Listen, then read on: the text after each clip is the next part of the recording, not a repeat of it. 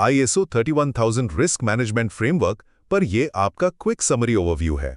देखिए, ये फ्रेमवर्क केवल रिस्क्स को अवॉइड करने का टूल नहीं है, बल्कि इसका असली मकसद ऑर्गेनाइजेशन के लिए वैल्यू क्रिएशन एंड प्रोटेक्शन है, जो हर ऑडिट प्रोफेशनल को समझना ही चाहिए।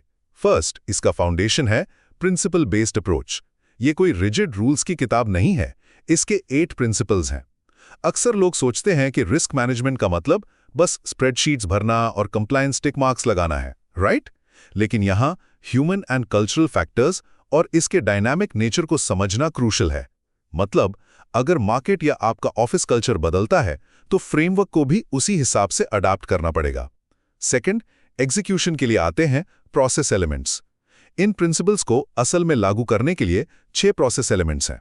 अब आप सोचेंगे कि क्या हम सीधे रिस्क ट्रीटमेंट पर जंप कर सकते हैं? बिल्कुल नहीं, ये एक सीक्वेंशियल चेन है। बिना सही scope, context and criteria set किए आपका रिस्क असेसमेंट और रिस्क ट्रीटमेंट पूरी तरह से गलत डायरेक्शन में चला जाएगा। फाइनली, इवैल्यूएशन के लिए हम यूज करते हैं मैच्योरिटी मॉडल अप्रोच।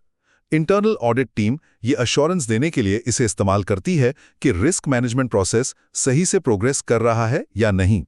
इसे नए एम्प्लॉय की तरह सोचें। जैसे हम देखते हैं कि एक एम्प्लॉय टाइम के साथ मैच्योर होकर कितनी वैल्यू ऐड कर रहा है, वैसे ही ये मॉडल चेक करता है कि हमारा रिस्क प्रोसेस समय के साथ ऑर्गेनाइजेशन की नीड्स को मीट कर रहा है या नहीं।